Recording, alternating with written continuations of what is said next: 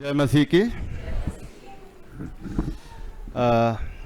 आज पहले तो एक बात मेरे को करना था, पर उससे पहले एक और चीज़ घटनाक्रम हुआ अभी, उस बारे में बताते हैं। आज पास्टर साहब ने मेरे को ब्लैंक चेक दे दिया कि जो टाइम चाहिए वो ले लो। और कल से 2 बार मेरी पत्नी मेरे को बोल चुकी है कि जिस समय आप वचन में जाते हो थोड़ा सा ध्यान रखिएगा। आज ईस्टर का दिन है, लोगों को घर जाना होता है, बहुत सारी तैयारी करनी होती है, थोड़ा ध्यान रखना। कल से 2 बार टोक चुके हैं। अब मैं देखता हूँ किसकी बात सुननी है, पास्टर साहब की कि पत्नी की।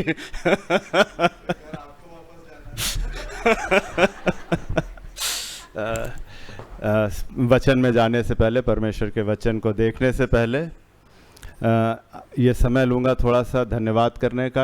सचमुच इस कलीसिया में आके हम आनंदित हैं। आज चौथा दिन है और अब हम सबके चेहरों से भी काफ़ी लोगों से फैमिलियर हो रहे हैं और धीरे धीरे पहचानने लगे हैं। परमेश्वर का हम धन्यवाद करते हैं इस समय के लिए। ये हमारी योजना में बिल्कुल नहीं था, परंतु पिता की इच्छा थी कि हम यहाँ पर इस समय पाए जाएं, तो हम आज हैं।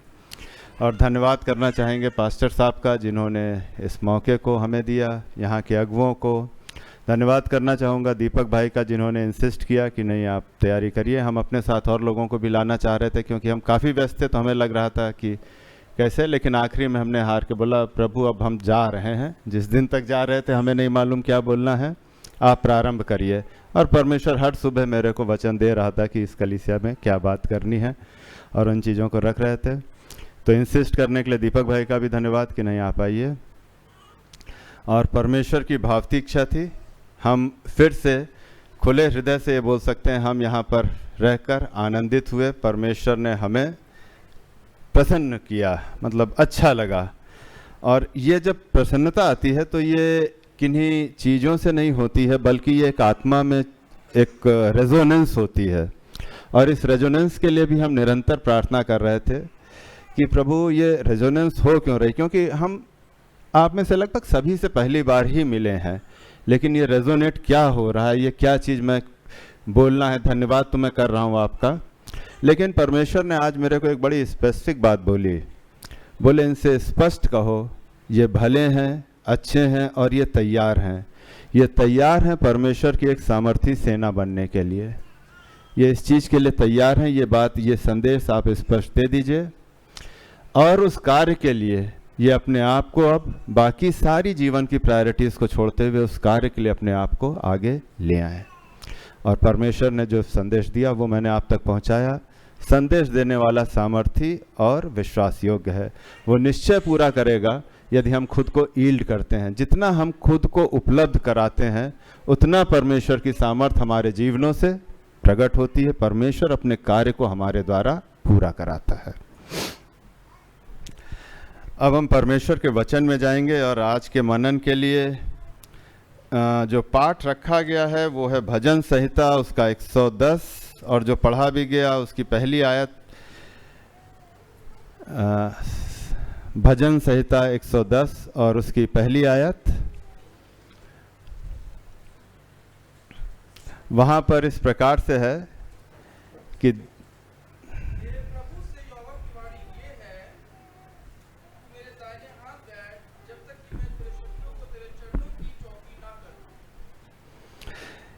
यहाँ पर अब हम देखेंगे सारे घटनाक्रमों को। जो पुनरुत्थान का दिन है, आज हम लोग खुश हैं, जोश में हैं, उत्साह में हैं, लेकिन पुनरुत्थान का दिन एक ऐतिहासिक सच्चाई है।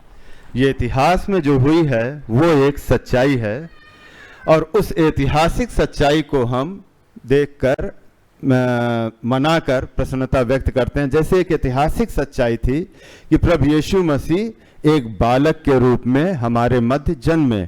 हम उस सच्चाई को लेते हैं और हम आनंदित होते हैं कि परमेश्वर ने हमारे लिए क्या प्रायोजन किया। उसी प्रकार ईस्टर में पुनरुत्थान का दिन एक ऐतिहासिक सच्चाई है, और मैं इस विषय पर बार बार जोर देता हूं, हमेशा जहां पे भी बात करता हूं, कि एक ऐतिहासिक सच्चाई है कि उस दिन प्रभु यीशु मसीह धरती पर मुर्दों में से जी के सशरीर प्रकट जी कर आ गए और लोगों के सामने उपस्थित हुए। ऐतिहासिक सच्चाई का अर्थ होता है कि जिसको हमने इन 5 सेंसेस से छूना, देखना, सूंघना और इन सेंसेस से जाना हो, वो ऐतिहासिक सच्चाई के रूप में दर्ज की जाती है। तो प्रभु यीशु मसीह का पुनरुत्थान जो है वो एक ऐतिहासिक सच्चाई है। लेकिन जिस प्रकार हम जानते हैं कि ऐतिहासिक सच्चाइयों के रिएक्शन भी भिन्न भिन्न होते हैं और ऐतिहासिक सच्चाइयाँ जो हैं वो रिपीट उस प्रकार से नहीं होती हैं जैसे पहले हुई थीं।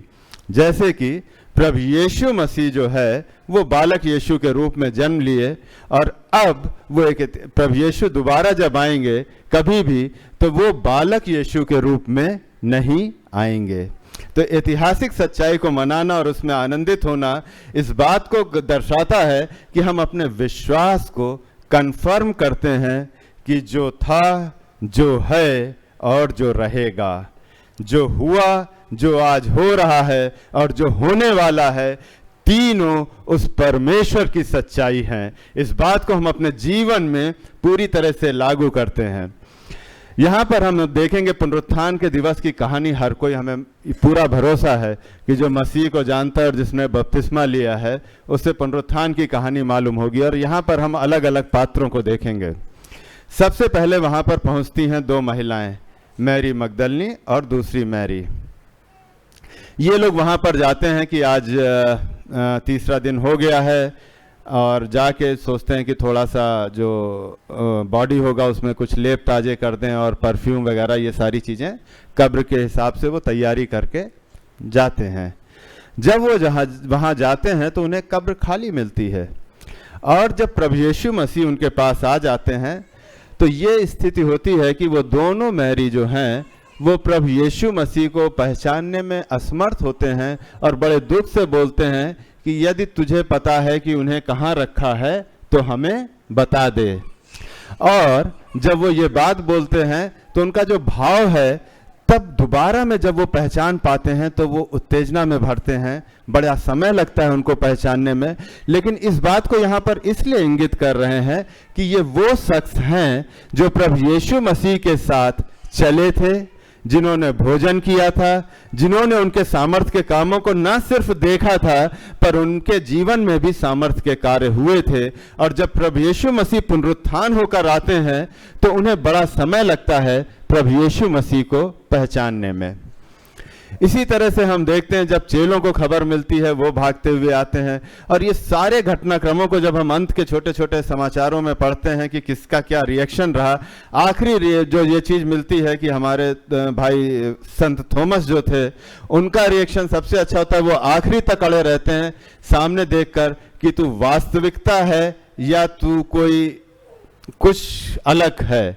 और प्रभु यीशु मसीह को अपने पुनरुत्थान को उस चेले को साबित करने के लिए जो दिन रात, प्रभु यीशु मसीह ये नहीं बोलते थे रात में कि अब मेरा रूम सेपरेट है, मैं उधर सोने जा रहा हूँ। प्रभु यीशु मसीह पूरे दिन रात पहर लेके अपने चेलों को चलते थे, सब उनके साथ रहते थे, सारी चीज़ों के जानकार थे, उनका उठना बैठना सोना खाना हर चीज़ को देखते थे। और उनमें से एक चेला थॉमस, आखिरी में संत थोमा जो हैं, थॉमस जिनको बोलते हैं, वो सेटिस्फाई तब होते हैं जब वो उंगलियों में, ये हाथों में उंगलियां डाल के देख लेते हैं, पांजर में हाथ लगा के देख लेते हैं, तब वो संतुष्ट होते हैं। ये सारे इन लोगों के रिएक्शन थे। रिएक्शन जो थे सिपाहियों के थे, रिएक्शन जो थे याजकों के थे। याजकों ने तुरंत योजना बनानी शुरू करी कि फैला दो कि भाई उसके चेले लाश चुरा ले गए और वो पूरा मरा नहीं था, फिर से वो उठ गया। आज तक बहुत सारे यहूदी ये मान रहे हैं। सबके अलग अलग रिएक्शन हो रहे थे, लेकिन एक रिएक्शन पिता और पुत्र के मध्य हो रहा था। पुत्र विजय होके पहुंचा और पिता ने कहा आ, स्वागत किया। और पिता ने बोला कि दाहिनी ओर बैठ मेरे, और कब तक बैठ, जब तक मैं तेरे बचे जितने शत्रु हैं उनको तेरे पांवों की चौकी ना बना दूं। इसका अर्थ होता है शाबाश पुत्र, जो तेरे हिस्से का कार्य था धरती पर तूने उसको पूरा कर दिया। अब बाकी कार्य तेरे बाकी जो शरीर है वो, या बाकी जो तेरे भाई बहन है धरती पर, वो पूरा करेंगे। वो लोग पूरा करेंगे जिनको कि तू तैयार करके छोड़ के आया है। जो वो 12 लोग जो धरती पर रह गए हैं वो तेरे कार्य को पूरा करेंगे, और जैसा तूने बोला है मैं उसके लिए सहायक भेजूंगा। ये अद्भुत स्वागत है। इस समय पिता ये नहीं बोलते हैं कि देख शैतान का सर कुचला है, तू आ गया है, लेकिन शैतान अभी है, एक्टिव है, वो अभी सामर्थ्य, उसका चालाकी अभी खत्म नहीं हुई है, थोड़ा पागल हुआ है लेकिन पूरा उसका दिमाग खत्म नहीं हुआ है, वो चालाक आज भी है। वो सारी चीजें जो हैं प्रभु यीशु मसीह से कुछ नहीं बोलते, वो बोलते हैं निश्चिंत होके आओ और मेरे दाहिनी ओर बैठो, और कब तक बैठो? जब तक तेरे सारे शत्रुओं को मैं तेरे पांवों की चौकी ना बना दूं। और प्रभु यीशु मसीह तो पिता के आज्ञाकारी थे, वो वहां बैठते हैं। हम जैसा कि हम जानते भी हैं वचन के अनुसार कि पिता की दाहिनी ओर विराजमान हमारे लिए स्वर्ग में निवेदन करता है, हमारी प्रार्थनाओं को सुनाने वाले, पहुंचाने वाले, हमारे बिहाफ पे एडवोकेसी करने वाले स्वर्ग में पिता के दाहिनी ओर विराजमान हो गए। यहाँ पर एक बड़ी महत्वपूर्ण चीज आती है। सारे लोगों के रिएक्शंस थे, लेकिन पिता का रिएक्शन जो था वो वेलकम का रिएक्शन था, स्वागत का था। पर पिता के रिएक्शन में एक निश्चित बात थी कि अभी बहुत काम बाकी है। द स्टोरी इज, कहानी को अभी खुलना बाकी है, ये अभी सारी चीजों का अंत नहीं है।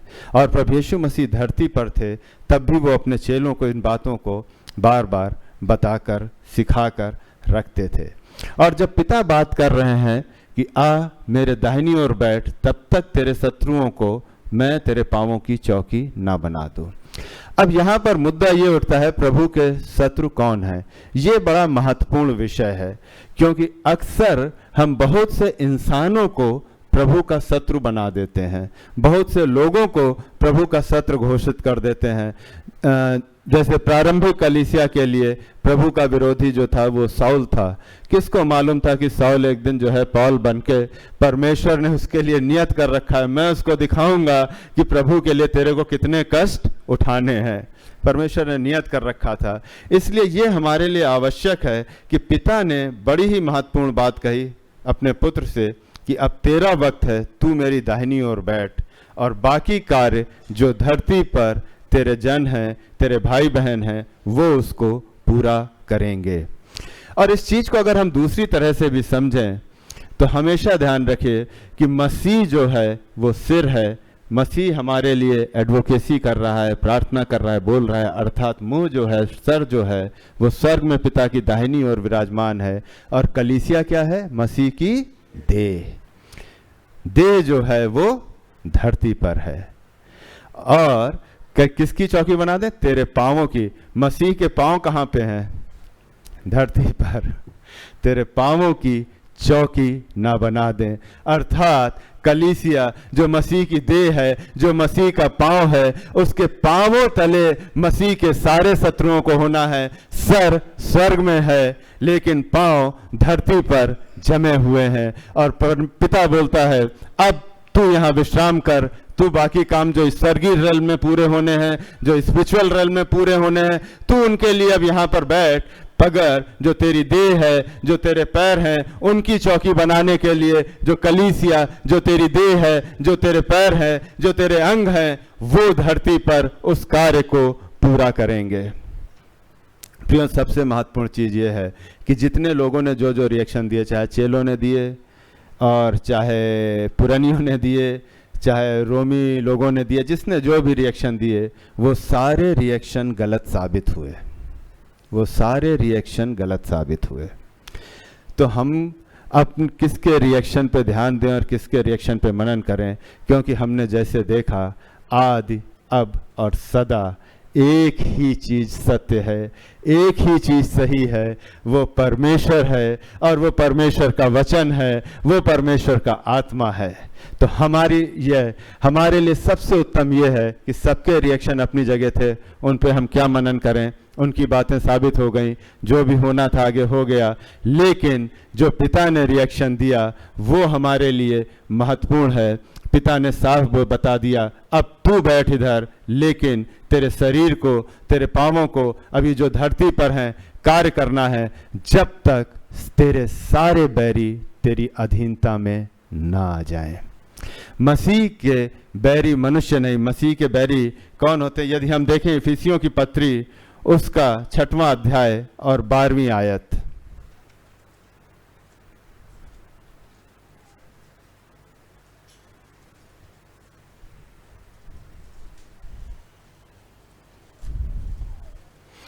इफिशियंस 6:12। क्योंकि हमारा ये बल लहू और मांस से नहीं परंतु प्रधानों से और अधिकारियों से और इस संसार के अंधकार के हाकिमों से और उस दुष्टता की आत्मिक सेनाओं से है जो आकाश में है। परंतु हमारा ये मल्ल युद्ध इस मांस और लोहू से नहीं, वरन संसार के हाकिमों, प्रधानताओं, ताकतों और दुष्ट की आत्मिक सेनाओं से है जो आकाश में हैं। अक्सर जब हम मांस और लोहू में होते हैं तो हमारी आदत होती है मांस और लोहू से रिएक्ट करने की। मांस और लोहू के युद्ध को प्रभु यीशु ने अपना मांस और अपना लहू दे के ख़त्म कर दिया। मांस और लोहू का युद्ध अगर हम पढ़ेंगे वचन को ध्यान से, तो जो अनाक वंशी होते थे, जो लंबे चौड़े होते थे, डेविड के अगर हम पढ़ेंगे जीनियोलॉजी में, डेविड की पीढ़ी में उन सबको ख़त्म कर दिया गया था। जो लंबे चौड़े या जिनको माना जाता था मिक्स बर्थ, वो सारे डेविड के उसमें ख़त्म कर दिए गए थे। और उसके बाद जो मांस और लहू की लड़ाई थी वो डेविड के वंशज प्रभु यीशु मसीह ने क्रूस पर अपना शरीर देके, अपना लहू देके खत्म कर दी।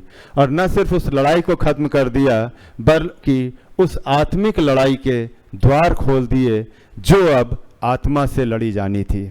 उससे पहले यदि हम देखें तो सारी लड़ाइयाँ जो पुराने नियम में लड़ती हैं, कुछ लोग जो विश्वास में नए होते हैं उनको जब ये समझ नहीं आता तो ये ज़रूर पूछते हैं कि हमारा परमेश्वर कैसा था जो इतना लहू, इतना सेना, इसको इससे मरवा दिया, उसको बुला के इसको दंडित करवा दिया, ये क्या खून खराबे का जो है करते थे और इतनी बलियाँ होती थी। जब तक वो नहीं समझते इन चीज़ों को तो उनको ये लगता है, लेकिन वो पुराने नियम में चलती रही। प्रभु यीशु मसीह ने उनको ख़त्म किया, लेकिन जब प्रभु यीशु मसीह ने मांस और लहू की लड़ाई को ख़त्म किया तो उन्होंने एक नए युद्ध को जन्म दे दिया जिसको अभी तक कोई नहीं लड़ पा रहा था। वो था आत्मिक ताकतों से युद्ध का, आकाश की सेनाओं से युद्ध का, जिन तक मनुष्य का पहुंचना संभव नहीं था, जिन तक मनुष्य जो है सबमिशन के अलावा मनुष्य के पास चारा नहीं बचता था जब तक परमेश्वर डायरेक्ट इंटरवीन करके ना उठा दे किसी को। मनुष्य जिनसे लड़ नहीं पा रहा था, प्रभु यीशु मसीह ने उस युद्ध को प्रारंभ कर दिया। जिस दिन प्रभु यीशु मसीह क्रूस पर गए, हमें तीसरे दिन जी उठे क्योंकि उस दिन शरीर आया, पर प्रभु यीशु मसीह जो है वो मृतकों के संसार में भी जाके उस युद्ध को लड़ रहे थे। और उसके बाद जब वो जी उठे और वो स्वर्ग पर चढ़ गए, उसके बाद उन्होंने अपनी देह को यहाँ रख छोड़ा। किस कार्य के लिए? हमारा युद्ध मांस और लहू से नहीं, वरन दुष्ट की ताकतों से, दुष्ट की सेनाओं से, दुष्ट जो हाकिम है उसकी उन आत्मिक सेनाओं से है जो आकाश में हैं। अक्सर हम सब अच्छे लोग होते हैं, हम सब भले लोग होते हैं, हम सब ईश्वर से प्रेम करते हैं, लेकिन कई बार हमारी लड़ाइयाँ, हमारे युद्ध मिसगाइडेड हो जाते हैं क्योंकि हम ये नहीं समझ पा इस चीज़ के बीच अंतर नहीं कर पाते कि मांस और लहू की लड़ाई क्या है और आत्मिक युद्ध क्या है। और अक्सर हम कई चीज़ों को जो कि मांस और लहू की हैं उनको आत्मिक युद्ध समझ बैठते हैं। इस वजह से प्रियो, परमेश्वर के वचन को अगर हम सीक्वेंस से देख लें तो प्रभु यीशु मसीह जब आकाश में चढ़ गए, पिता ने बोला बैठ, अब तेरे सारे बैरियों को तेरे पांवों की चौकी बना दूं। और जब उन बैरियों की बात देखते हैं, परमेश्वर का वचन हमें बताता है कि हमारा युद्ध मांस और लहू से नहीं परंतु दुष्ट की आत्मिक सेनाओं से है। प्रियो, जब इस चीज़ को आत्मिक सेनाओं से लड़ने की बात आती है तो इसके कई सारे रेफरेंसेस हैं जिनको हमें समझना या फंडामेंटल समझना बड़ा आवश्यक है कि किस चीज़ को प्रभु यीशु मसीह ने आज के दिन से प्रारंभ कर दिया, किस चीज़ को प्रभु यीशु मसीह ने हमें अनलीश कर दिया।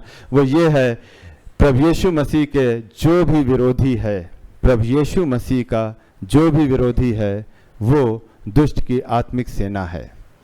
इसको अब फिर से बोलेंगे, प्रभु यीशु मसीह ने जब अपना परिचय दिया तो उन्होंने 3 चीज़ें बोली थी, मार्ग, सत्य और जीवन, मैं ही हूँ, मैं ही पुनरुत्थान हूँ, पुनरुत्थान जीवन है। मार्ग, सत्य और जीवन मैं ही हूँ। जो चीज़ें लोगों को प्रभु यीशु मसीह का मार्ग पकड़ने से रोकती हैं, जो चीज़ें प्रभु यीशु के सत्य को जीवन में प्रकट होने से रोकती हैं, जो चीज़ें प्रभु यीशु मसीह के बहुतायत के जीवन को कलीसिया के मध्य और कलीसिया के द्वारा संसार के मध्य आने से रोकती हैं, वो मसीह के बैरी हैं। अब वो ताकतें कौन सी होती हैं? परमेश्वर का वचन हमें स्पष्ट बताता है कि मनुष्य जब से गिरा, हर मनुष्य वो विश्वासी हो अविश्वासी हो, परमेश्वर सबको जब बना रहा था स्वरूप और समानता में सब बने थे और उसी सीट से सब आगे बढ़ते गए। जो अविश्वासी भी होते हैं वो भी परमेश्वर की छाया को समझते हैं, और ये उनके अंदर, अगर हम वचन में पुराने नियम में पढ़ें तो हमें समझ में आता है, जब परमेश्वर ने उनसे मिलना जुलना छोड़ा तो वहाँ जो सेंटेंस लिखा हुआ है, तब सबने अपने अपने मन की कल्पनाओं से अपने अपने ईश्वर गढ़ लिए। कभी पीरियड ऐसा नहीं रहा जब लोगों को ईश्वर की जरूरत ना महसूस होती हो। केवल आजकल एक वर्ग उठ रहा है ज़्यादा तेजी से, लेकिन अगर ऐतिहासिक रूप से देख लें, ईश्वर की ज़रूरत हमेशा लोगों को महसूस हुई। हर किसी में ईश्वर की पहचान इस जो बच जाती है, जो शेष रहती है, वो उसको उस क्रेविंग की ओर ले जाती है, उस इच्छा की ओर ले जाती है। और यही कारण था कि हर मनुष्य अपनी अपनी, जब उसको ईश्वर नहीं मिल पाते हैं तो अपनी अपनी कल्पना के अनुसार गढ़ता रहा।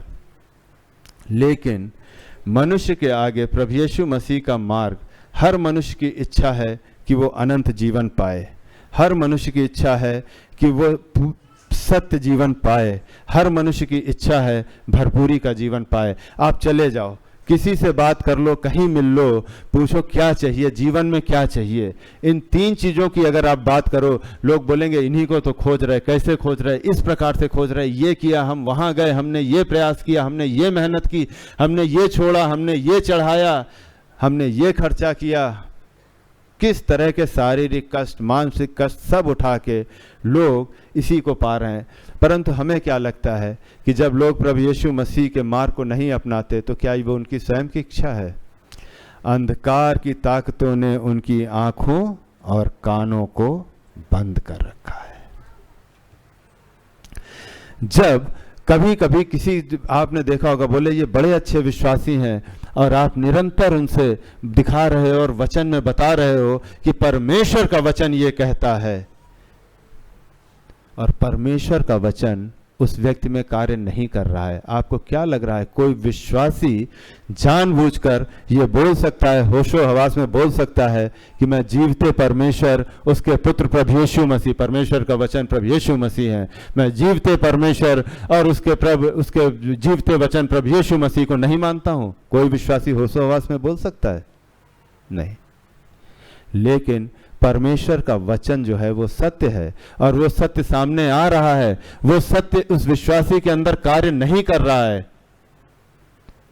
किसने उस विश्वासी को रोक रखा है? अंधकार की तमाम ताकतों ने। जीवन, प्रभु यीशु मसीह जब बोलते हैं मैं जीवन हूं, मैं एक दिन और यहीं पे ही बात कर रहा था, और मैं हमेशा बोलता हूं, जब प्रभु यीशु मसीह जीवन बोलते हैं तो जीवन जो होता है वो बहुतायत का जीवन होता है। वो जीवन जो होता है वो कंप्रोमाइज जीवन नहीं होता। मेरी एक छोटी सी गवाही अपनी बड़ी बेटी के बारे में, कई इन बच्चों की वजह से भी मेरा विश्वास बड़ा परमेश्वर ने बनाया। मेरी बड़ी बेटी जब पैदा हुई तो ये स्ट्रेस में चली गई, और मेरी पत्नी को पल्मोनरी एम्बोलिज्म हो गया था। तो हम लोग 12-15 दिन बाद, पल्मोनरी एम्बोलिज्म में लोग बचते नहीं है, इसका समरी ये है, बाकी तो बीमारी जो भी है वो लोग, डॉक्टर ऐसा बोल रहे थे। हम 12-15 दिन बाद घर आ गए, और ये चूँकि स्ट्रेस में चली गई थी तो उन्होंने कई चीज़ें बताई थी, हम इच्छुक नहीं थे दवाएं देने के उतने ज़्यादा, थोड़ा थोड़ा जो एसेंशियल है वो। ये आई है शायद उसके दूसरे या तीसरे दिन इसको कन्वल्जेंस आए वापस, है ना, पूरा इसका ये होने लगा। और जब लोगों ने देखा तो सबने हल्ला मचाया, बोले डॉक्टर के पास ले जाओ, डॉक्टर के पास ले जाओ। मैं देखता रहा। मैंने कहा नहीं, डॉक्टर के पास नहीं ले जाऊंगा। पापा मम्मी भी थे, नाराज़ होने लगे। उनको ये लगा कि तुम्हारा स्वभाव ऐसा है। मैंने कहा नहीं, मैं नहीं ले जाऊंगा। फिर बात हुई तो भैया भाभी ये लोग भी बड़े हैं तो वो भी बताने लगे तुरंत लेके जाओ। मैंने कहा नहीं ले जाऊंगा। और हमने गोदी में उठाया उसको और हम लेके, हमारे छत पे एक कमरा था ऊपर फ्लोर, उस पे वहाँ लेके गए। और हमने केवल एक चीज़ बोली, हमने ये मतलब जो बातें थी उसमें मेन चीज़ ये थी कि प्रभु हम तकलीफ़ में हैं, ये सत्य है, परंतु तेरे नाम की महिमा हो, तेरे नाम की बड़ाई हो, तेरे नाम का धन्यवाद हो। आप इसे ले जाना चाहते हो ले जाओ, और देना चाहते हो तो दे दो, मगर बिना किसी समस्या के। क्योंकि वचन में लिखा है कि परमेश्वर की आशीषें किन्हीं बंधनों के साथ नहीं आती, वो बिल्कुल abundance, free, with Joy, with happiness, without any clutter, कुछ भी नहीं होता। परमेश्वर की आशीषें, परमेश्वर का जीवन सदा भरपूरी में आता है, उसके साथ कोई और अटैचमेंट नहीं होता। शैतान के साथ दूसरी समस्या है, उसके साथ कुछ भी आप लोगे तो एक अटैचमेंट होता है। परमेश्वर की मेल में, परमेश्वर की आशीषों में कोई अटैचमेंट नहीं होता। और मैंने ये बोला, मैंने कहा अगर आपकी आशीष है तो ये स्पष्ट है कि मैं इसको आपसे ही पाऊंगा, मैं डॉक्टर के यहाँ नहीं भागूंगा। और अगर आपकी आशीष नहीं तो थैंक यू, थोड़ी तकलीफ होगी, पर धन्यवाद, आपके नाम की महिमा हो, आप सदा सत्य हो। थोड़ी तकलीफ है, मनुष्य हैं तो थोड़ी तकलीफ होगी, लेकिन आपके नाम की महिमा हो, क्योंकि आप सदा सत्य हो, आपसे गलती नहीं हो सकती। क्यों आज अच्छे डॉक्टर बोले इसके इधर मत मारना, इसमें ये है कुछ कुछ बताया, ठीक है, अच्छी खासी है, दिमाग पे असर पड़ेगा ऐसा भी बोल रहे थे, कुछ कन्वर्जन आ जाते हैं, दिमाग होता है, बोल रहे थे। अभी तक टॉप कर रही है, आगे क्या करेगी पता नहीं, परमेश्वर जाने। लेकिन स्पष्ट था, जो पहचान होती है परमेश्वर के जीवन की, जब बात आती है वो भरपूरी का होता है, वो विदाउट क्लटर होता है, उसमें कोई व्यर्थ की चीज़ें अटैच नहीं होती। और जब भी हम देखते हैं कि हम कई चीज़ों को परमेश्वर की आशीष, जीवन ये मान लेते हैं और देखते हैं उसके साथ बहुत सारा क्लटर भी होता है, लेकिन परमेश्वर के भरपूरी के जीवन के विरोध में जो कार्य करती हैं वो छलने वाली ताकतें होती हैं, जो डुप्लीकेट सप्लाई करती हैं, वो भी अंधकार की ताकतें हैं। प्रियो, इस चीज़ को समझना बहुत आवश्यक है। परमेश्वर के मार्ग को, परमेश्वर के सत्य को और परमेश्वर के जीवन को कोई मनुष्य कभी नहीं रोक सकता, जब तक अंधकार की ताकतें, अंधकार के हाकिम उस व्यक्ति को बाध्य नहीं कर रहे हैं वो करने को। कई बार लोग बोलते हैं हम इस चीज़ को छोड़ना चाहते हैं, हम करना चाहते हैं, और वो दोबारा वही करते हैं। जो छोड़ना चाहता है वो क्यों नहीं छोड़ पाता है? अंधकार की ताकतें, अंधकार की शक्तियाँ, अंधकार के वो हाकिम जिनसे वो पीड़ित है। और प्रियो, उसी ताकतों, उन्हीं शक्तियों और उन्हीं के बारे में यहाँ पर परमेश्वर का वचन बात कर रहा है। जब पिता बोल रहा है, कई बार हम जब शत्रु की बात करते हैं तो हम सोचते हैं फलानी राजनीतिक दल, फलाना वो, फलाना जिसने ये किया, नहीं, वो सब उद्धार के पात्र हैं। प्रभु यीशु मसीह ने हर एक के लिए उद्धार का मार्ग खोला है, हर एक के लिए।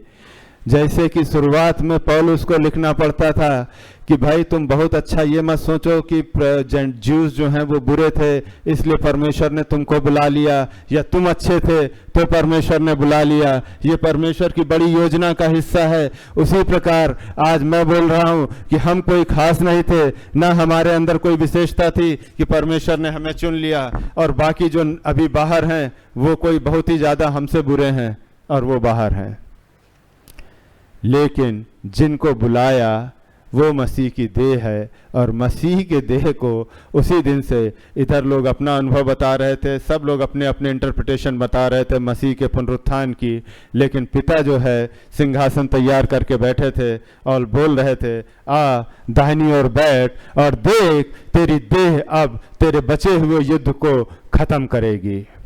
तूने दुष्ट की ताकत को तोड़ दिया है और अब बाकी ताकतों को तेरी देह अधीनता में लाकर तेरे पांवों की चौकी बनाएगी। और राजा को जब अपना सिंहासन छोड़ के उठना होता है तो वो सबसे पहला पैर चौकी पे रखता है और अगला पैर जमीन पे रखता है, तब राजा उतर के आता है। उस राजा को जब आना होगा देह को ले, उस राजा को जब अपनी दुल्हन को लेने आना होगा, उसकी चौकी तैयार होनी आवश्यक है।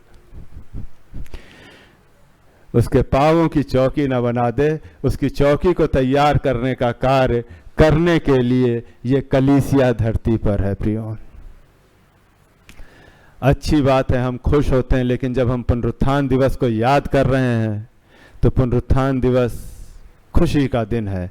और सिर्फ खुशी का नहीं है, जब उस दिन हमारे मुंह से निकलती है मसीह की जय हो, तो ये सैनिकों की खुशी का दिन है, जिसके कमांडर ने अब जो मेन दरवाजा था वो उड़ा दिया और उसके बाद आराम से जाके बैठ गया। बाकी सैनिकों से बोला प्रवेश करो और कब्जे में कर लो। ये उस खुशी का दिन है। ये उस खुशी का दिन नहीं है कि कमांडर ने काम कर दिया, थैंक यू कमांडर, चलें वापस हम अपने घर को, अब कब चलेंगे तुम्हारे साथ, तुम कब हमें लेके जाओगे स्वर्ग में। कमांडर ने बोला हमने अपना काम कर दिया है, अब बचा हुआ काम पूरा करो। जब मेरे पांवों के नीचे की चौकी कंप्लीट हो जाएगी, मैं पैर रखने लायक हो जाएगी, मैं तब उतर के आऊंगा।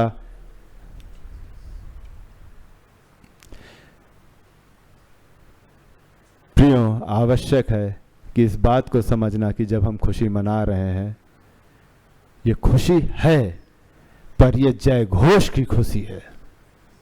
ये खुशी विश्राम की नहीं है। ये खुशी सेटल डाउन होकर बैठने की नहीं है कि अब सब कुछ पूरा हो गया, अब हमारा बस इतना बाकी है कि हमें कब्र में जाना है।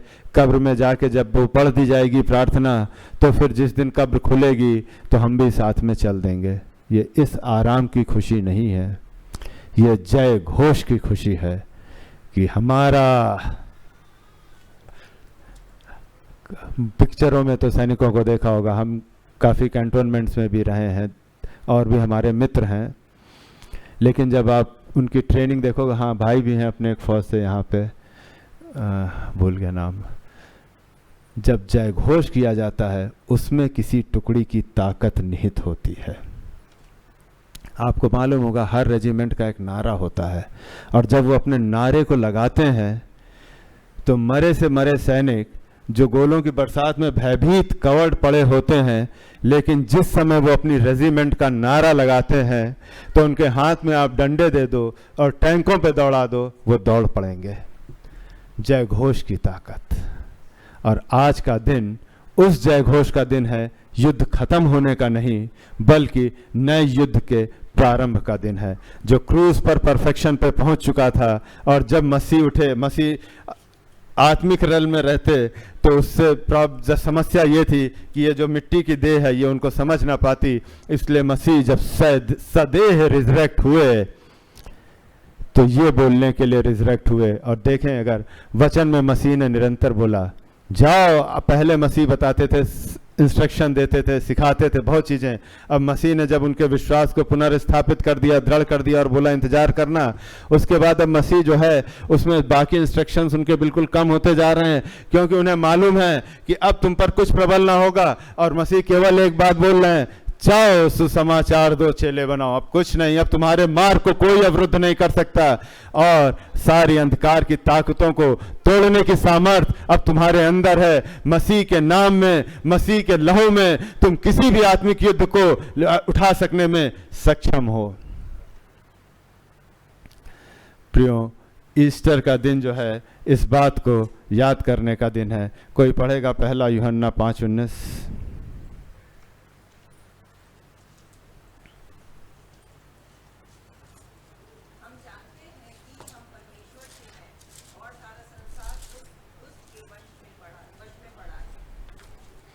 हम जानते हैं कि हम परमेश्वर से हैं, हम जानते हैं कि हम परमेश्वर के पुत्र हैं, हम जानते हैं कि हम उसके परिवार हैं, और सारा संसार उसके विरोधी की ताकत में जकड़ा पड़ा है। हम जिससे हम होते हैं हम उसके होते हैं। हम जानते हैं हम परमेश्वर से हैं, और सारा संसार उस दुष्ट की ताकत से जकड़ा पड़ा है। प्रियो, आजकल एक बड़ी कॉमन चीज़ हो गई है, लोग बोलते हैं अरे परिवार वाले बहुत बेकार होते हैं, वो किसी काम नहीं आते। कुछ लोग ऐसे बोलते हैं दोस्त काम आते हैं। कुछ लोग बोलते हैं कि दोस्त वोस्त कोई काम नहीं आता, परिवार काम आते हैं। काम आना हम सब मगर एक कॉमन बात जानते हैं बहुत अच्छे से कि जो जिसका होता है उसको उसके काम आना चाहिए, और नहीं आते हैं तो अगला बुरा मान जाता है। हैं? हम जिस परिवार के हैं उसके कभी काम नहीं आते तो वो परिवार बुरा मान जाता है। हम जिस दोस्तों के ग्रुप के हैं उनके काम नहीं आते तो हमारे दोस्तों का समूह बुरा मान जाता है। और यहाँ पे परमेश्वर का वचन क्या बोल रहा है? देखिए, ये मेरे लिए नहीं बोल रहा है कि हम यहाँ पे खड़े हैं, ना पास्टर साहब के लिए ना किसी और के लिए। हम में से हर एक के लिए मैं रिक्वेस्ट करूँगा थोड़ा सा एक रूल तोड़ने का। आप सब इस वचन की ओर देखें और इसको मुंह खोल के बोलें, बिना मुंह बंद करके मन में ना बोलें। हम लोग एक साथ बोलेंगे, हम जानते हैं कि हम परमेश्वर से हैं और सारा संसार उस दुष्ट के वश में पड़ा है। हमने ये कन्फेशन किया है कि हम जानते हैं कि हम उस परमेश्वर के हैं, हम उस परिवार के हैं, और सारा जो है उसका परिवार, बाकी बचा हुआ हिस्से को वो दुष्ट जो मेरे पिता का शत्रु ठहरा है वो उसने कब्जा कर रखा है। मेरा भाई उस दुष्ट के कब्जे में है, उसने उसको गुलाम बना के रखा है। मेरा भाई, उस दुष्ट ने उस पर बीमारी का जाल डाल रखा है, उस दुष्ट ने उस पर जो है धूर्तता का जाल डाल रखा है, उस दुष्ट पर पैसे के, उस दुष्ट ने मेरे भाई पर पैसे के लोभ का जाल डाल रखा है। कितनी तरह की आत्माएं, दुष्ट आत्माएं होती हैं प्रियो। जितना शारीरिक जगत दिखता है उससे बहुत बड़ा आत्मिक जगत है, और उस आत्मिक जगत से युद्ध के लिए बुलाए गए हैं। और यहाँ पर वो आत्मिक जगत की बात प्रकट हो रही है स्पष्ट कि हम जानते हैं कि हम परमेश्वर से हैं, और हम परमेश्वर से किस प्रकार हैं? शरीर के भाव से नहीं, हम आत्मा से जन्मे हैं, प्राण का रिन्यू कर रहे हैं यहाँ पर धरती पर, और हमारी देह बोई जाएगी या हम उठाए जाएंगे आकाश में, तब नई देह मिल जाएगी। लेकिन आज हम आत्मा से जन्मे हैं और हम आत्मिक व्यक्ति हैं। शरीर हमारा नाशवान है, हम शारीरिक व्यक्ति नहीं हैं, हम आत्मा से जन्मते हैं, हम आत्मिक व्यक्ति हैं। और हमारा पिता जो आत्मा है वो हमें उन दुष्ट की आत्मिक ताकतों से लड़ने के लिए बुलाता है जिन्होंने लोगों को क्रोधी, हठी, जिद्दी, लालची, बदतमीज, पैसे का मारा हुआ और जो जो जो जो जो जो चीज़ों में फंसा रखा है, उन ताकतों ने इस तरह से लोगों को भरमा रखा है हर तरह की चीज़ों में कि उनके बस में है। और अभी हमने कन्फेस किया, हम जानते हैं कि हम पिता से हैं, परमेश्वर से हैं, और सारे उसके बच्चे, बड़ी संख्या में उसके बच्चे उस दुष्ट के वश में हैं। प्रियो, मसीह जिम्मेदार पुत्र था, हम उसकी देह हैं।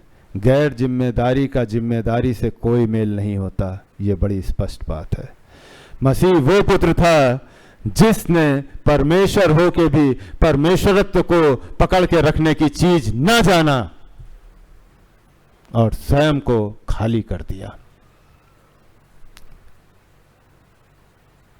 अगर हम समझते हैं और सोचते हैं और हमें जरा भी विश्वास है कि हम मसीह के उसी जिम्मेदार पुत्र की देह हैं, केवल मैं अभी एक स्केल दे रहा हूं, हम देख लें जीवनों में कि हम गैर जिम्मेदारी के साथ जिम्मेदार देह में नहीं हो सकते।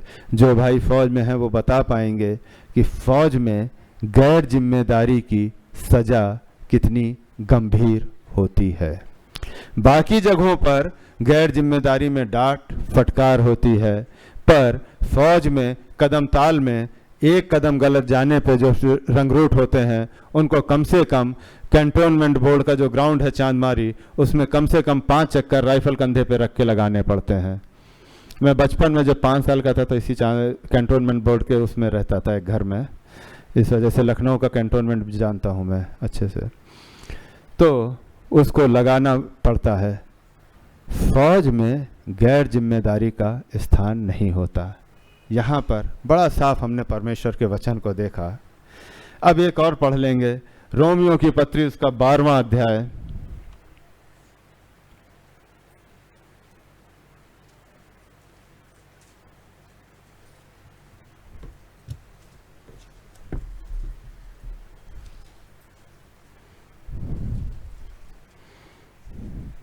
नहीं, ये रेफरेंस थोड़ा गलत हो रहा है।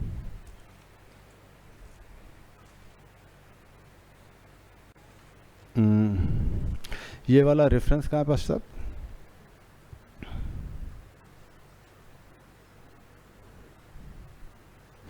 The world is under this स्वे ऑफ द इविल, सारा संसार उस दुष्ट के बहाव में है।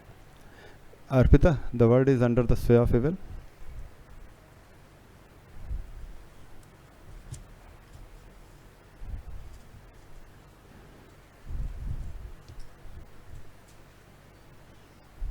खैर, परमेश्वर के वचन में इस चीज़ को हम लोग देख लेंगे, रेफरेंस जब मिलेगा। परमेश्वर के वचन में इस प्रकार लिखा हुआ है, पूरा संसार अंधकार की ताकतों के अधीनता में है, उसके बहाव में है। 1 जॉन 5:19, हाँ वो तो पढ़ा था अभी हमने। हाँ, चलिए देखते हैं उसको। दूसरा कुरिन्थियों, एक सेकंड देख लेता हूँ।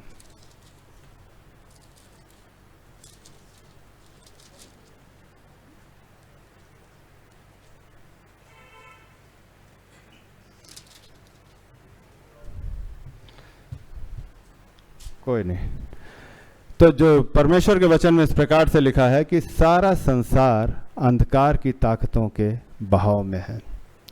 क्यों? ये समय जो होता है जिसके लिए जिम्मेदारी नियत की जाती है, अगर हम देखें तो जो एक्सोडस की किताब में देखते हैं, जब हम एक्सोडस नहीं, जेनेसिस की किताब में जब यूसुफ को उसके भाई बेच देते हैं और वो मिस्र में चला जाता है, वहाँ पे उसके साथ विभिन्न चीज़ें होते हुए यूसुफ जेल खाने में होता है। और यूसुफ जब जेल खाने में होता है तो उस समय उसके सामने जो है फ़ारो को स्वप्न आता है। जब फ़ारो को स्वप्न आता है तो फ़ारो जो है परेशान होता है और कोई उसका हल नहीं बता पा रहा होता है। तब फ़ारो को 2 साल तक जेल खाने में रहने के बाद जो वहाँ पर उसका जो वो शराब देने वाला था, वो बताता है कि जेल खाने में एक व्यक्ति है जो सपनों के इंटरप्रिटेशन बता सकता है। तब यूसुफ को बुलाया जाता है और जब जोसेफ आता है और वो फ़ारो को इंटरप्रिटेशन बताता है और उसका पोस्टिंग चेंज हो जाती है। फिर जब उसके भाई उसके सामने आते हैं, ये 2 रिएक्शन यहाँ पे बताऊंगा। जब अकाल पड़ता है और सारी जगह से लोग परेशान होकर फ़ारो के पास आते हैं, कहते हैं कि मुझे जो है अनाज चाहिए, लोग मांगते हैं। और फ़ारो का बड़ा सीधा रिस्पांस होता है, मेरे पास इस चीज़ की व्यवस्था नहीं, तुम यूसुफ के पास जाओ। प्रियो, परमेश्वर ने हर एक जगह पर, हर एक समयों पर जिस किसी को भी नियुक्त किया, वो अपनी बड़ी भली और भावती इच्छा पर नियुक्त किया। और इस बात को चूंकि यूसुफ समझा, इसलिए जब उसके भाई आते हैं उसके पास, तो यूसुफ बोलता है कि तुम लोग घबराओ नहीं, बुरा मत मानो और ना ही तुम लोग चिंतित हो। मेरा तुमसे कोई बैर नहीं है, ना हम तुमसे नाराज हैं, क्योंकि जो भी था वो परमेश्वर की इच्छा के अधीन था। प्रियो, आज के समय में जब हम देखते हैं अंधकार की ताकतें लोगों पर किस कदर हावी होती जा रही हैं, आप अगल बगल मनुष्य के किसी के भी जीवन को आप देख लो, इंसान परेशान ही परेशान दिख रहा है। लोगों में ना आशा है, ना आनंद है।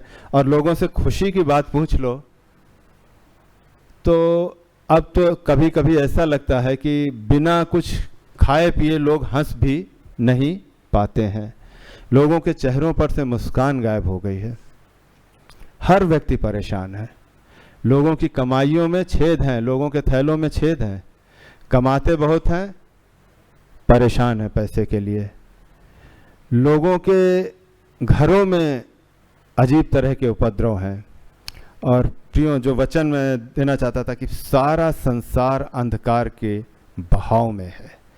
यूँ लगता है कि जैसे कई लोग इस चीज़ को, हम मसीह लोग भी बोलते हैं, यूँ लगता है कि जैसे पूरे संसार को अंधकार ने अपने कब्जे में ले रखा है। पूरे संसार को अंधकार ने अपने कब्जे में कर रखा है। जब पैंडेमिक आया तो हमने उसको बढ़ोतरी देखी, केवल मल्टीप्लिकेशन देखा, चीजें थी। उसके बाद जैसे पैंडेमिक खत्म हुआ, एक समय था कैंसर सुनने में लगता था, कैंसर हुआ तो लोग देखना चाहते थे कैंसर होने वाले व्यक्ति का चेहरा कैसा होता है। डिप्रेशन तो भी लोग देखना चाहते थे, डिप्रेस होके होता क्या है, चेहरे में दिखता कैसे है। पागल सभी लोग समझते थे, वो इसलिए समझते थे कि कोई पत्थर वत्थर फेंक रहा है तो पागल है, बाकी कोई चीज समझ ही नहीं पाते थे। बोले थोड़ा चिंतित है, कुछ है, सब ठीक हो जाएगा। आजकल ये सारी चीजें जिस तरह से ले रही हैं और कब्जा कर रही हैं,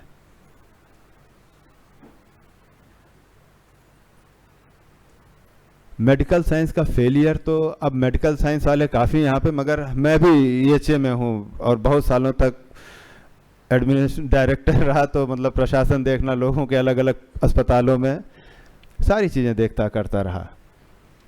लेकिन इस चीज़ को, इस सत्य को समझना, हर दिन हम लोगों की विफलताओं को देख रहे हैं। इंसान बात कर रहा है मंगल पे जाने की, जानते हैं क्यों? क्योंकि धरती पे अब उसे भरोसा नहीं रहा वो अपना जीवन बचा पाएगा, तो मंगल पे जाने की, और उसको नाम दे रहा है डेवलपमेंट का। उसको बोल रहा है कि हमने तरक्की कर ली कि हम मंगल पे जा सकते हैं, लेकिन जा क्यों रहा है? क्योंकि धरती पे जिंदा नहीं रह पाएगा। हर चीज को आज अगर हम देखें तो जैसे टीकाकरण आया तो लोगों को लगा कि अब उनकी जान बच जाएगी, ये हो गया तो ये हो जाएगा। हर चीज के लिए किस कदर लोग भाग रहे हैं, किस कदर लोग भाग रहे हैं। हमने बहुतों को सलाह दी कि अभी ये ट्रायल फेज में है, मत लगवाइए जब तक अप्रूवल नहीं आता। लेकिन भय की आत्मा ने इस प्रकार कब्जा कर रखा था कि जो बोल दो, जिससे बोले ये खा लो, ये कर लो, ये कर लो, हर कोई करने को तैयार था। किसी भी दाम पे कुछ भी हो जाए, इस तरह से अंधकार की ताकतों ने संसार को जकड़ रखा है। मार्केटिंग, झूठ साबित करना इससे आसान कभी नहीं था संसार में। आज जो जो चाहता है उस चीज को साबित करके रख देता है। अंधकार की ताकतों ने संसार को जकड़ रखा है। और प्रियो, परमेश्वर के वचन में हम देखते हैं स्पष्ट रूप से कि परमेश्वर ने ऐसे समय में, इस समय के लिए जब प्रभु यीशु मसीह क्रूस पे चढ़ाए गए, जब प्रभु यीशु मसीह का पुनरुत्थान हुआ, जब वो कलीसिया जो स्वर्ग में थी वो धरती पर आ गई। मैंने जल्दी में बोल दिया, इसको ध्यान रखिएगा, रेवलेशन प्रकाशित वाक्य पढ़िएगा। जब वो जो कलीसिया स्वर्ग में थी धरती पर आ गई, वो धरती पर केवल एक कार्य के लिए आई कि धरती पर अंधकार का राज्य बढ़ता चला जा रहा है और उसका प्रत्युत्तर किसी के पास नहीं, सिर्फ कलीसिया है। और उसी युद्ध की शुरुआत प्रभु यीशु मसीह ने पुनरुत्थान के साथ कर दी थी।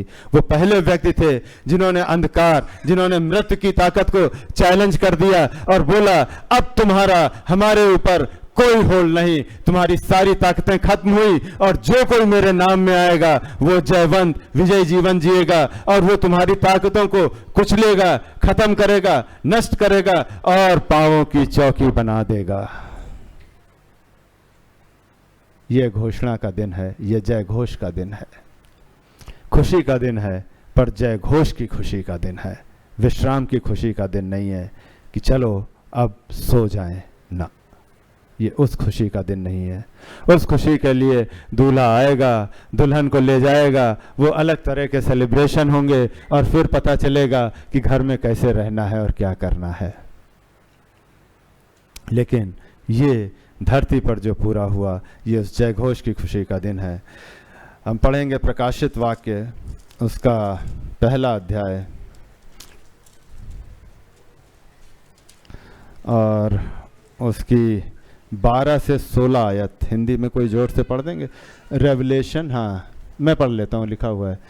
तब मैंने उसे देखा जो मुझसे बोल रहा था, देखने के लिए अपना मुंह फेरा और पीछे घूमकर मैंने सोने की 7 दीवटें देखी और उन दीवटों के बीच में मनुष्य के पुत्र सदृश एक पुरुष को देखा जो पांवों तक का वस्त्र पहने और छाती पर सोने का पटुका बांधे हुए था। उसके सिर और बाल श्वेत ऊन वरण पाले के समान उज्जवल थे और उसकी आंखें आग की ज्वाला के समान थीं। उसके पांव उत्तम पीतल के समान थे जो मानो भट्टी में तपाया गया हो, और उसका शब्द बहुत जल के शब्द के समान था। वह अपने दाहिने हाथ में 7 तारे लिए हुए था और उसके मुख से तेज दुधारी तलवार निकलती थी। उसका मुंह ऐसा प्रज्वलित था जैसा सूर्य कड़ी धूप के समय चमकता है। जब मैंने उसे देखा तो उसके पैरों पर मुर्दा सा गिर पड़ा। उसने मुझ पर अपना दाहिने हाथ रखकर कहा, मत डर, मैं प्रथम अंतिम और जीवता हूँ। आमीन। प्रियो, हमने शुरू में देखा वो चेले जो प्रभु यीशु मसीह के साथ रहे थे, खाया था, पिया था, दिन रात थे। जब प्रभु यीशु मसीह पुनरुत्थान होकर आते हैं, उनको वक्त लगता है, उन लोगों को वक्त लगता है। हर कोई अपनी तरह से पुनरुत्थान को समझना चाहता है। मैंने एक चीज़ और प्रारंभ में बोली थी कि पुनरुत्थान मसीह का जन्म एक ऐतिहासिक सच्चाई है, पुनरुत्थान एक ऐतिहासिक सच्चाई है, और मसीह का पुनः आगमन भी एक भविष्य की कन्फर्म्ड सच्चाई है। क्योंकि जिस परमेश्वर जिसके लिए आदि में था, अब है और सदा सर्वदा एक सा रहेगा। तो यहाँ पर प्रभु यीशु मसीह जब आएगा तो उसका रूप आप देख लो, बहुत ही प्यारा नहीं है। फिर से यूहन्ना, उसका सबसे प्रिय चेला, जो उसके हमेशा यहाँ पे सीने के पास सर रख के बैठा रहता था, जिसको वो बहुत प्यार करते थे, वो चेला, वो जब प्रभु यीशु मसीह को इस रूप में देखता है तो वहाँ लिखा है, मैं मुर्दा सा गिर पड़ा। जब हम ये गीत गाते हैं, प्यारे प्रभु यीशु जल्दी आ, केयरफुल रहें, सावधान रहें, क्योंकि अब वो प्रभु यीशु हमारी कल्पनाओं के अनुसार नहीं आएगा, गोद में नहीं आएगा। वो प्रभु यीशु मसीह क्रूस पर नहीं आएगा। वो प्रभु यीशु मसीह चंगाई देने नहीं आ रहा है। वो प्रभु यीशु मसीह कुछ उन सारी चीज़ों को उसने अपनी कलीसिया को सौंप दिया है।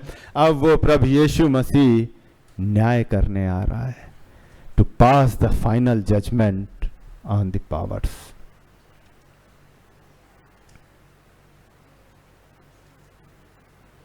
तो ये आनंद का समय है, और इस आनंद का समय है कि मसीह को आना है। उसने अपना काम पूरा किया, उसने अपनी सेना को अनलीश कर दिया है, छोड़ दिया है, सारी ताकतों से भर के छोड़ दिया है। किस लिए? कि अंधकार की जितनी ताकतें, भ्रमित करने वाली जितनी ताकतें, दुष्ट की जितनी शक्तियां, आत्मिक ताकतें इस जगत में लोगों को सता रही हैं, परेशान कर रही हैं, उन सब को बांध के चौकी बना दे। मसीह के ज्ञान के जो भी वैरी हैं, उनको हम अधीनता में, कैप्टिविटी में लाते जाते हैं, अधीनता में लाते जाते हैं। ये काम कलीसिया का है। जो इस काम को ना कर पाए वो निश्चय ही गैर जिम्मेदार है, क्योंकि मसीह का लहू इसलिए नहीं बहाया गया कि हमारी शिफ्टिंग हो जाए इस पाले से उस पाले में, नर्क से स्वर्ग में। सिर्फ मसीह का लहू सिर्फ इसलिए नहीं बहाया गया कि हम जो है उस बात को याद कर कर के खुश होते रहें कि जब हम कब्र में पड़ जाएंगे तो हो सकता है एक दिन हम उठ भी जाएं। मसीह का लहू सिर्फ इसलिए नहीं बहाया गया है। मसीह का लहू बहाया गया, मसीह ने, पवित्र आत्मा परमेश्वर ने आके धरती पर हम लोगों के मध्य रहना, हम लोगों के भीतर रहना मंजूर किया है। पवित्र आत्मा परमेश्वर बहुत ही संवेदनशील हैं। जिन चीज़ों के साथ हम कई बार जीते हैं उसमें उनका रहना, हम कभी कभी कल्पना करते हैं तो पेट में दर्द सा होता है कि प्रभु आप हमारे देह में रहते हो, आप किस प्रकार से सहन करते होगे। वो इतने संवेदनशील हैं। उन्होंने आकर रहना शुरू किया। किस लिए? क्योंकि मसीह ने युद्ध के बड़े दरवाजे को तोड़ दिया। जो ताकत थी सांप की वो कुचल दी और बोला अब बची हुई जितनी प्रधानताएं और ताकतें हैं उनको जाकर कब्जे में कर लो। कलीसिया का सिर्फ एक यही कार्य है। प्रियो, इस बात को समझना फिर से आवश्यक है। मिस्र से निकल के अगर हम मिस्र की भांति जीवन बिताएंगे, मिस्र से खाएंगे, मिस्र की चीज़ों को याद करेंगे। प्रभु यीशु मसीह बहुत पहले आ जाते, कई चीज़ें पूरी होनी बाकी थी, लेकिन अब मैं इन चीज़ों को बता रहा कि कुछ कुछ संकेत बड़ी तेज़ी से पूरे हो रहे हैं। इज़राइल के अंदर, राष्ट्र के अंदर पुनः सुसमाचार का प्रचार प्रारंभ हो गया, बहुत तेज़ी से हो रहा है। ये भी एक भविष्यवाणी का संकेत है। मसीह ने बोला था, जब तक सारे गांवों में ना घूम लोगे मैं आ जाऊंगा। ये सारी बातें बहुत लंबी हैं, जिनको हम बैठ के घंटों घंटों घंटों बातें करते रह सकते हैं, परंतु आज परमेश्वर का वचन हमें इस उत्साहित कर रहा है, हमें इस आनंद का सहभागी बना रहा है। ये किसी के लिए आनंद की बात हो सकती है, किसी के लिए चिंता की बात। कोई बोल सकता है कि हम तो मसीह में आए थे कि आराम से रहेंगे, खाने को मसीह देगा, पीने को मसीह देगा, शाम को 2 भजन गाएंगे, रात को एक दुआ करेंगे, सो जाएंगे, सुबह उठ के बोलेंगे थैंक यू लॉर्ड, और आगे की लाइफ शुरू करेंगे। और सारी चीजें जो इस संसार की हैं उनमें से हर एक चीज का आनंद लेंगे, कोई चीज हमसे बचेगी नहीं। और कोई चीज बच गई, अगर कार बच गई, अच्छी एसयूवी बच गई, तो मसीह से प्रार्थना कर करके उसको इतना परेशान करेंगे कि वो एसयूवी भी आ जाए। घर बच गया तो घर के लिए मसीह को तबाह कर देंगे प्रार्थना कर करके कि घर भी आ जाए। नहीं प्रियो, ये मसीह जीवन नहीं है। मसीह जीवन केवल और केवल एक उद्देश्य, एक उद्देश्य, एक उद्देश्य। जो हमें ताकत दी गई वो अद्भुत है, वो संसार में किसी और के पास हो ही नहीं सकती। कोई कुछ कर ले। एक व्यक्ति था, उसने पवित्र आत्मा की सामर्थ खरीदनी चाहिए थी, और उसका क्या हश्र हुआ था, बुक ऑफ एक्ट्स में पढ़िएगा। कोई कितना अंबानी हो या अडानी हो या कोई हो,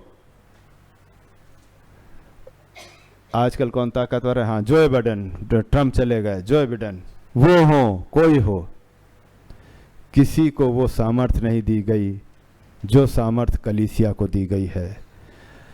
मसीह के ज्ञान के बैरियों को मसीह की अधीनता में लाने की सामर्थ। और जब वो स्पेशल सामर्थ दी जाती है, स्पेशल ग्रुप्स होते हैं जो उनको स्पेशल अधिकार दिए जाते हैं, तो वो विशेष कार्यों के लिए दिए जाते हैं। अगर आपको एटीएस में सेलेक्ट कर लिया, एटीएस से ज़्यादा समझते होंगे, एंटी टेररिस्ट स्क्वाड, तो उनके पास होता है, वो किसी को भी बिना वारंट के उठा ले जाते हैं, उनको कोई सवाल जवाब नहीं करता, उनको विशेष ताकत दी गई है।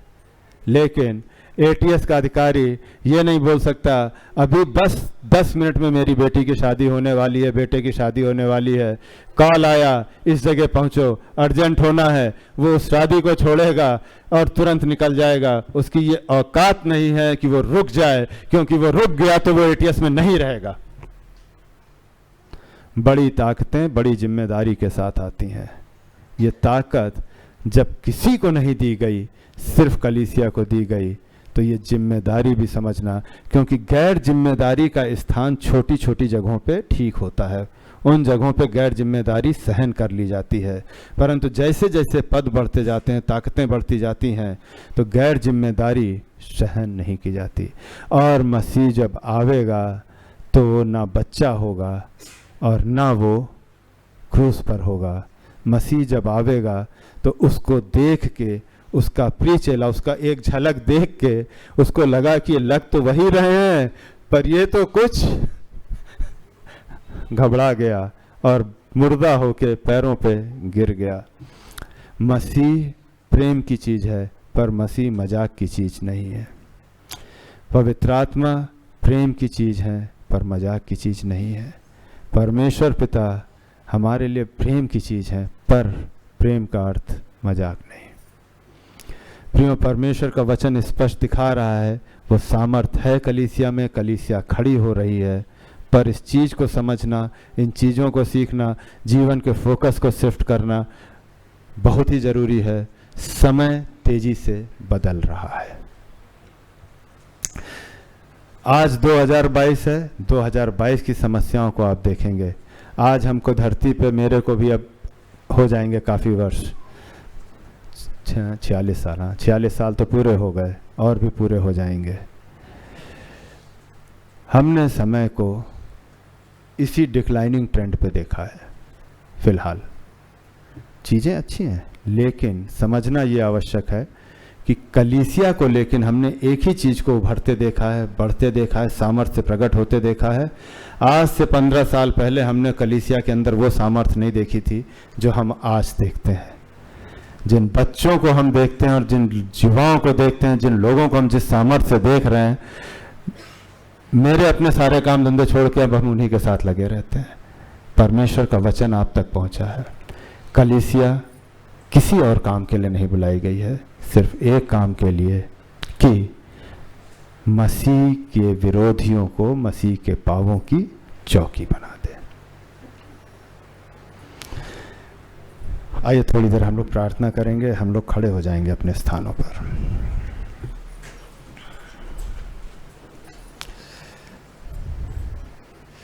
अपनी आँखों को परमेश्वर की ओर लगाएंगे।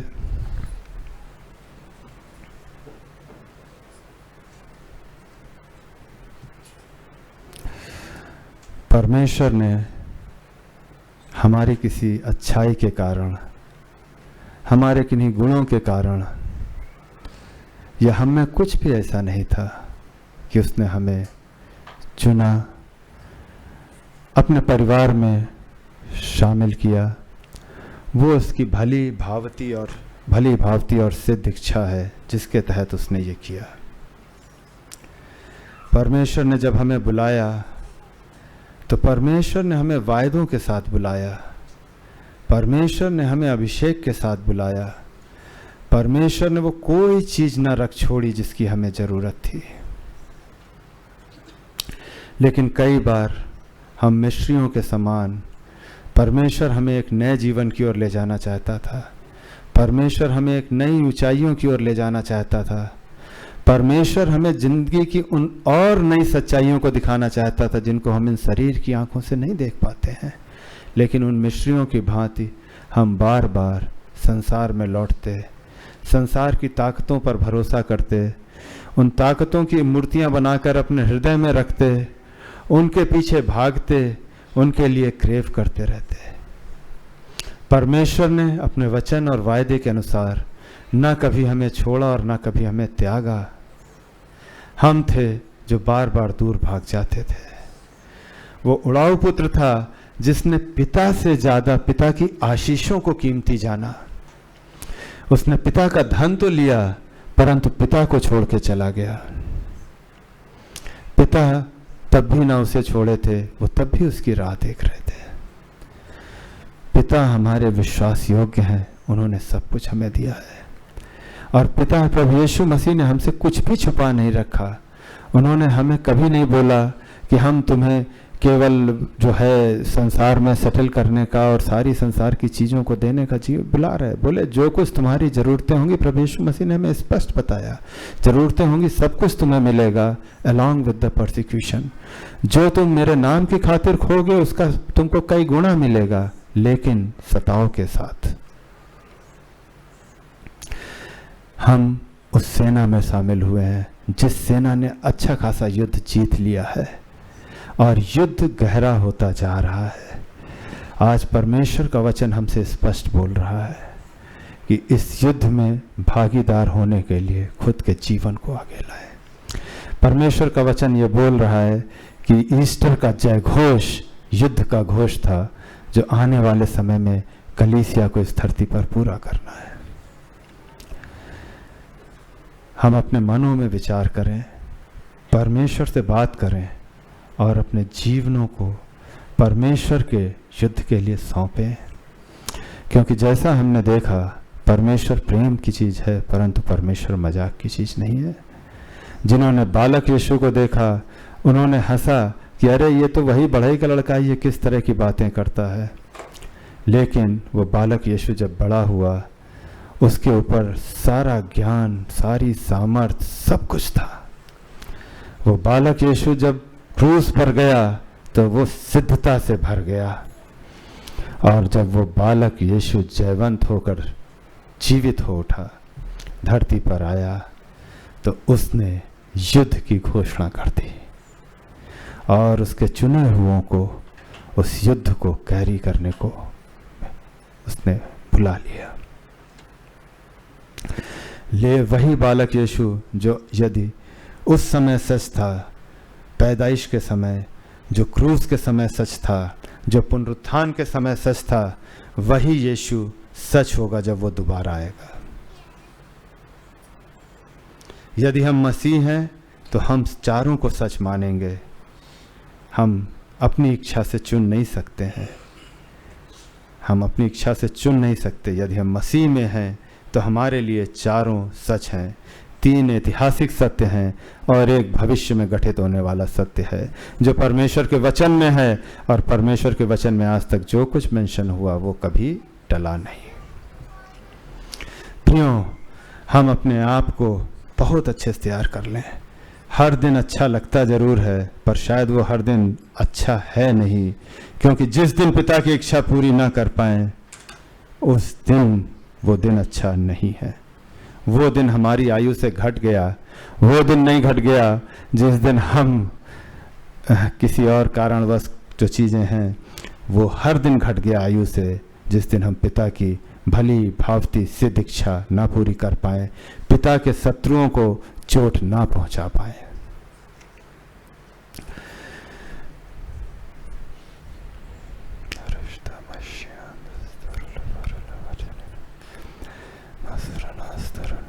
पिता, धन्यवाद इस सुंदर समय के लिए। आपका वचन बोया गया है और अपने वायदे के अनुसार इस वचन को फलवंत करें। ये लोग प्रभु जी जो आपने मेरे को सेवकाई के लिए दिए, मैंने आपके भय में सेवा करी है और जो वचन आपने दिया वो मैंने इन तक पहुंचा दिया। पवित्र आत्मा परमेश्वर, आगे का नियंत्रण आपका। हर एक हृदय को छेदने वाले और भेदने वाले आप हैं। इनको प्रभु जब आपने मुझे ये समझ दी कि इनके अंदर एक सेना बनने का मादा है, उस समझ के बाद प्रभु आपने मुझे ये वचन दिया।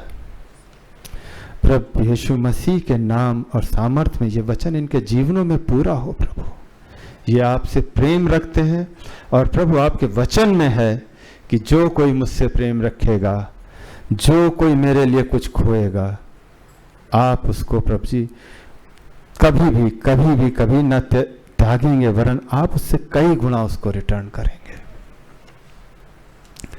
प्रभु अपने वचन को इनके जीवनों में सिद्ध कर दीजिए। इस समय जो लोग बीमार हैं वो अपने जिन चीज़ों से हैं उनको अपने मनों में या उन जगहों पर हाथ रखें। पिता, जब आपने हमें मिस्र से निकाला अपने लोगों को, प्रभु जी उनके मध्य एक भी बीमारी नहीं थी। इज़राइल राष्ट्र में एक भी डॉक्टर नहीं पाया जाता था। ये सारी चीज़ें बाहर से आईं जब उन्होंने मिस्रियों के यहाँ शादी ब्याह किए जहाँ आपने मना किए थे, या अन्य जातियों में। पिता, इसी रीत से आज भी आप वही परमेश्वर हैं। आप अल्फा और ओमेगा हैं, जो आदि में थे, जो अब हैं और जो सदा सर्वदा रहेंगे। आपकी वही चंगाई देने वाली सामर्थ आज भी मौजूद है। और प्रभु यीशु मसीह के नाम और लहू में इस कलीसिया पर और जितने लोग बीमार हैं, जिनके कोई भी दिमाग के से जुड़ी हुई समस्या है, जिनके अंदर कोई क्रोध की समस्या है, जिनके अंदर किसी प्रकार की जिद की समस्या है, जिनके अंदर किसी प्रकार के शारीरिक एलिमेंट हैं, उन सब के ऊपर प्रभु यीशु मसीह के नाम और लहू में चंगाई की घोषणा करते हैं। प्रभु का वचन सामर्थी है, वो चंगाई देने में सामर्थी है और उसने सदा सदा बोले जाने पर चंगाई प्रदान करी है। इसलिए इस वचन को विश्वास से ग्रहण करें। प्रभु, धन्यवाद करते हैं कि ये पूरी की पूरी जमात, ये लोग उठ खड़े हुए हैं और आप निश्चय ही अद्भुत कार्य करने वाले हैं। एक बार फिर से प्रभु प्रार्थना करते हैं कि इनमें सब में आत्मा की एकता दें प्रभु। सिर्फ और सिर्फ आत्मा की अगुवाई और आत्मा की बातें और परमेश्वर की महिमा, इन्हीं 3 विषयों पे ये आपस में बात करें। बाकी सारी चीजें इनके जीवन और इनके कार्यों के लिए बेमानी हो जाए। प्रभु, धन्यवाद करते हुए इस पूरी कलीसिया को, सारे भाई बहनों को आपके हाथों में सौंपते हैं प्रभु। प्रभु प्रार्थना करते हैं कि आपकी सामर्थ्य इन पर छाया करे और होने दें प्रभु कि अब इनका जीवन संसार के अनुसार नहीं वरन प्रभु यीशु मसीह की स्वर्गीय प्रोविजंस पे चले। ये अपनी चंगाई स्वर्ग से पाएं, ये अपना पैसा स्वर्ग से पाएं, ये अपना पैसा उन रास्तों और मार्गों से पाएं जो इन्होंने कभी कल्पना न की है, और ये अपना पूरा जीवन और ताकत परमेश्वर का युद्ध लड़ने में लगाएं। प्रभु जी को आपके इस वचन से आशीषित करते हुए धन्यवाद के साथ प्रार्थना प्रभु मसीह यीशु के नाम में मांगते हैं, आमीन।